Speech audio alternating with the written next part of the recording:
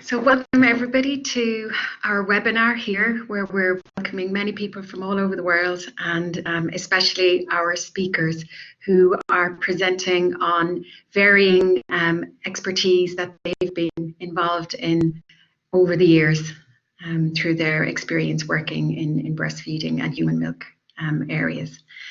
So to start the conference, and just to introduce myself, I'm Sarah Brennan. I work as a GP and I also have a deep interest in breastfeeding.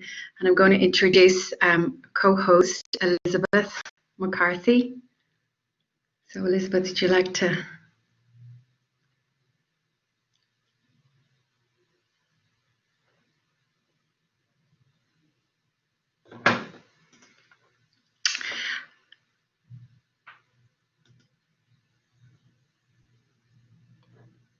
So Elizabeth, is there?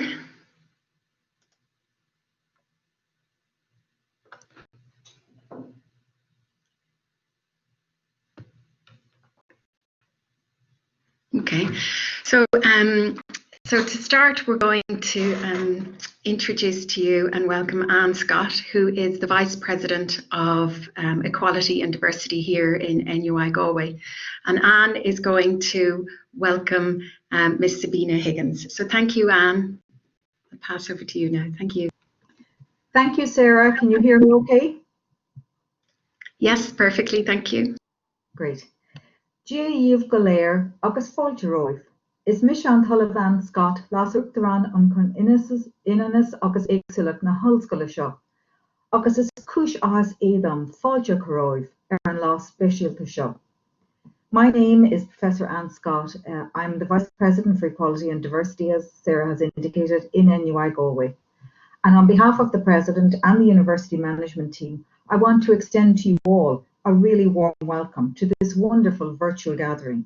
We are delighted you could join us for this important event, an astounding 625 participants from all over Ireland and indeed many other parts of the world.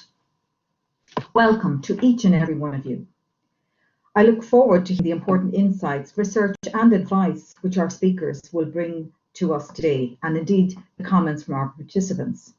And I would, of course, like to welcome all participants and speakers, and in particular our honoured guest, Ms. Sabina Higgins, who, in addition to being the wife of Ireland's President, has very close connections with Galway, county, city, theatre scene, and indeed our university. We also know that Ms. Higgins is a huge advocate and supporter of breastfeeding in Ireland. The WHO tells us that virtually all mothers can breastfeed, provided they have accurate information, the support of their families and their healthcare system, and society at large. However, this is no small ask. I am myself a mother of 2 adult children, both of whom I breastfed. My children were born in Scotland, and in preparation for today's seminar, I was trying to think back to my own experience and wondered what got me engaged in the first place and what kept me breastfeeding for at least 12 months. And I suppose I would identify 2 key helps, if you like.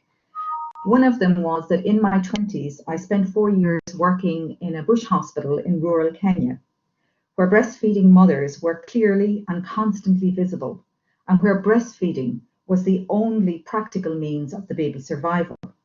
Thus, the idea of breastfeeding was normalized for me as natural, completely acceptable, effective, and completely necessary. Then secondly, in my late pregnancy with this child as an elderly prima gravida of 31, my health visitor asked me how I intended to feed the baby when it arrived. Without hesitation, I said, I would like to breastfeed and I'll certainly give it a go. That's great, she replied. Much better in the long run for you and for baby. But do prepare yourself that it may be toe-curlingly painful in the beginning until your nipples toughen up and get accustomed to it. And that could take a couple of weeks. I did find it really painful, feeding both my children for the first few weeks. The methylated spirits mentioned elsewhere by Ms. Higgins wasn't on the menu in Scotland at the time in the early 90s. However, I was advised to express a little of my milk onto my nipples and blow dry it with a hairdryer, or to try chamomile cream or crushed ice or any number of potions.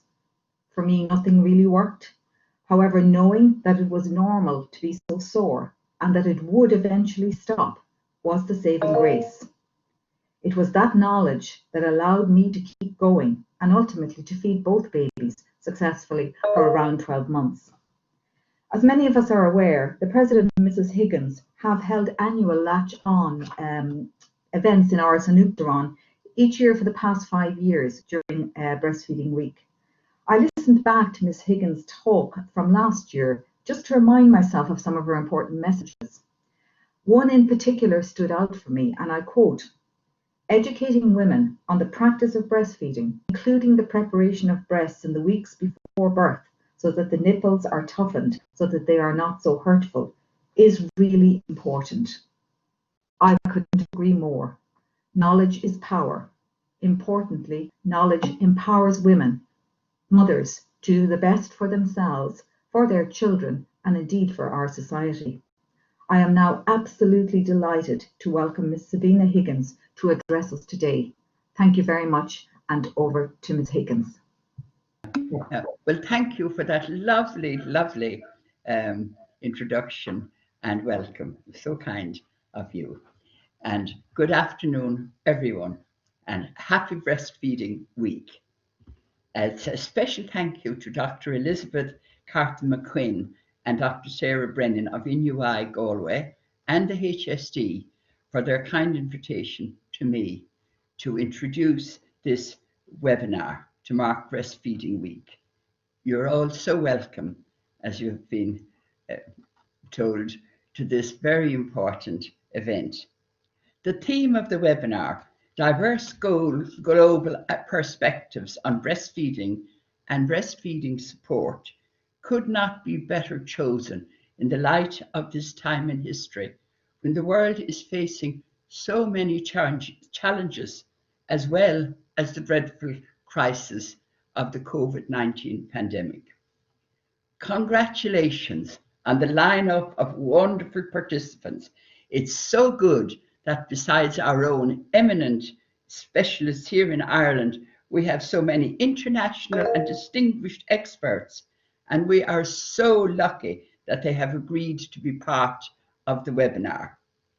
It is heartwarming and hopeful that there is a distinct awareness in all the contributions that this issue of breastfeeding is not just individual, that it is societal, cultural, international, and planetary.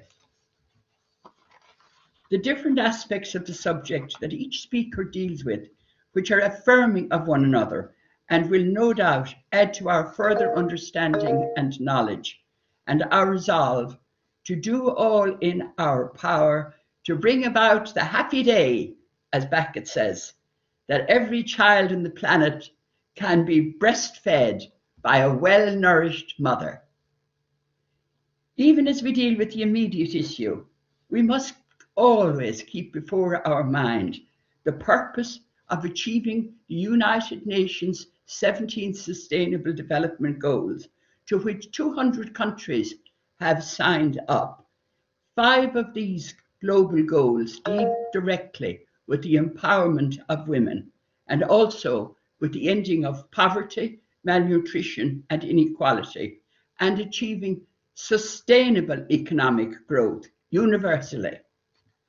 The United Nations is the great and best hope of the world, but it needs support. It needs the financial pledges given to be honoured. I just wish that its worth were better known, and if the sub-bodies of the United Nations were referred to with the whole of saying the United Nations World Health Organization, the United Nations Children Education Fund, United Nations UNESCO, so as people would make that connection and understand how important the United Nations is to us.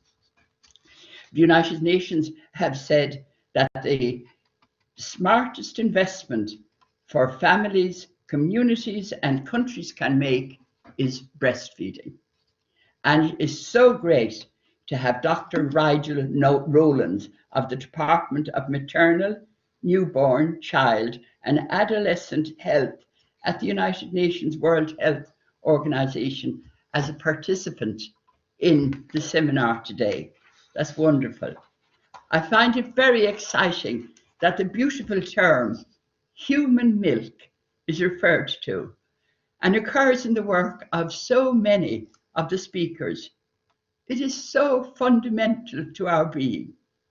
When one thinks of the millions of years of intelligence and intuition and instinct it took nature to evolve species that for the survival of their offspring reached a stage of mammal, and eventually then human beings that could carry their young inside their body and then continue to feed it with milk once it had been given birth.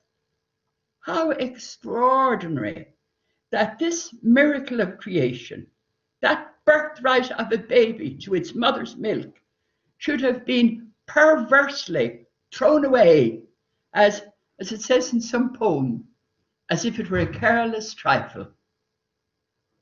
It's so wonderful that you people here and the other scientists like you and the research at the United Nations have scientifically proven and continue to add to the evidence that there is no greater gift to a baby for its health and happiness than to be nursed exclusively on its mother's milk for the first 6 months of his life, then being able to be fed solids and being continued to part breastfeed for as long as the mother wishes.